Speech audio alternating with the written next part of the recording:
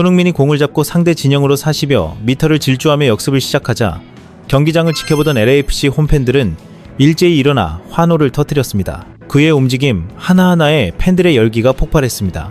그러나 이건 시작에 불과했습니다. 손흥민은 상대팀 선수들의 집중 마크를 비웃듯 화려한 드리블로 타락박 앞에 결정적 찬스를 만들어내기도 했습니다. 이날 경기에서 손흥민이 보여준 활약을 자세히 들여다보겠습니다. LAFC는 23일 오전 11시 30분 미국 LABM 스타디움에서 열린 2026 시즌 미국 메이저리그 사커 9라운드 9라운드에서 콜로라도 래피즈와 맞붙었습니다. 현재 LAFC는 승점 16점으로 서브 컨퍼런스 3위에 머물고 있습니다. 개막 이후 꾸준히 무실점과 좋은 경기력을 보였던 LAFC는 최근 리그에서 연속 2경기를 내주면서 많은 현지 팬들로부터 도스 산토스를 당장 경질하라는 압박을 받고 있습니다. 그럴만도 합니다. 도스 산토스는 앞선 리그 경기에서 골지팀인 포틀랜드와의 원정 경기에서 북중 및 챔피언스 리그를 대비해 손흥민을 비롯한 주축 선수들을 대거 빼고 로테이션을 돌렸습니다. 하지만 경기 종료 1분을 남기고 상대에게 결승골을 허용하며 1대2로 패배, 승점 3점을 날려버렸습니다. 그 당시 리그 1위였던 팬들은 로테이션이라고 하지만 리그 꼴찌팀도 못 이기는 리그 1, 2팀이 어디 있냐, 감독의 선수단 운영이 한심하다라며 거센 비판을 쏟아냈습니다. 하지만 상황은 여기서 끝나지 않았습니다. 그 다음 맞붙은 리그 2위팀 산호세와의 경기에서는 도스 산토스의 무능한 전술 운영이 극명하게 드러났습니다. 후반 6분 만에 3골을 내주며 패색이 짙은 상황에서 손흥민을 원톱 위치에서 내리고 거의 출전 경험이 없는 에보비세를 투입해 그를 원톱에 배치하는 어이없는 선택을 했습니다. 결국 LAFC는 1대4 대패를 당했고 도스 산토스는 이 참혹한 결과에도 불구하고 경기 후 기자회견에서 선수들이 실수를 너무 많이 저질러졌다라는 파렴치한 변명을 늘어놓았습니다. 미국 매체들은 손흥민을 원톱으로 쓰지 않고 미드필더로 내린 전술과 그 상황에서의 도스 산토스의 반성 부족, 자기 객관화의 결여를 강하게 비판했습니다. 감독으로서 성장 가능성이 0에 수렴하는 삼류라는 날선 평가까지 나왔습니다. 이런 분위기 속에서 LAFC는 이번 리그 9위를 달리는 콜로라도와의 9라운드를 맞이하게 되었습니다. 콜로라도는 지난 시즌 손흥민을 밀집 수비로 막았고 전반 42분경 부안가의 전진 패스를 받은 손흥민이 수비수를 제치고 특유의 스텝 오버로 각도를 열며 강력한 슈팅으로 골망을 갈랐습니다. 이 장면은 콜로라도에게 절망을 안겨주었고 경기 시작과 함께 손흥민과 부안가는 최전방 투톱으로 서며 LAFC는 4-4-2 대형으로 포메이션을 구성했습니다. 일부 전문가들은 도스 산토스가 미국 매체들로부터 손흥민을 미드필더로 쓴다고 욕을 먹다 보니 이번에는 손흥민과 부안가를 투톱으로 세우며 포메이션 변화를 가져왔다고 분석했습니다. 이렇게 되면 손흥민과 부안가를 제외한 나머지 선수들이 이 두 선수에게 공격 지원을 제대로 할 수 있는지가 관전 포인트였습니다. 손흥민이 최전방에서 부안가와 투톱으로 뛰자 상대팀은 손흥민을 집중 견제하며 공을 잡는 순간 파울로 끊는 전략을 펼쳤습니다.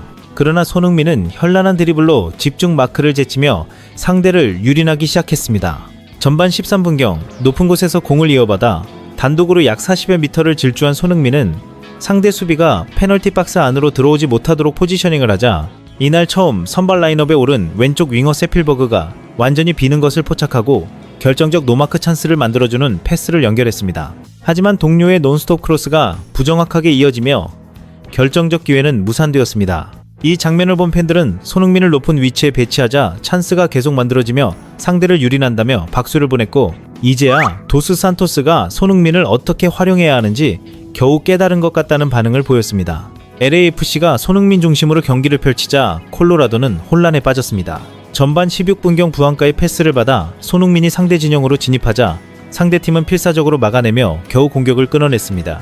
하지만 손흥민이 LAFC의 공격을 이끌기 시작하자 경기 양상은 완전히 뒤바뀌기 시작했습니다. 전반 23분경 LAFC가 상대 공격을 끊고 역습을 시작하자 손흥민은 엄청난 속도로 상대 진영으로 침투했습니다.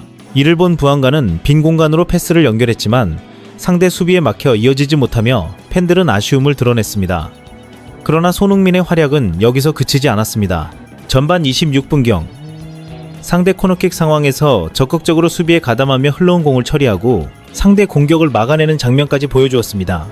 그는 상대가 공격을 위해 모두 올라온 상황을 재빨리 파악하고 침투하는 동료에게 공간 패스를 넣어 결정적 찬스를 만들어 주었으나 동료의 마무리 패스가 정확하지 않아 기회는 아쉽게 무산되었습니다. 왼쪽 윙어 세필버그는 공을 잡고 중앙으로 세도하는 손흥민과 부안가를 향해 크로스를 올렸지만 이마저도 골로 이어지지 않아 팬들의 실소를 자아냈습니다. 일부 팬들은 아무리 손흥민이 뛰어나도 주변 동료들의 패스가 엉망이면 골을 넣기 어렵다며 지적했습니다. 하지만 손흥민이 최전방 원톱으로 나서자 LAFC 공격에 무게감이 달라졌다는 점만은 분명했습니다. 양 팀은 골을 기록하지 못하고 전반전을 0대0으로 마친 후 후반전이 시작되었습니다.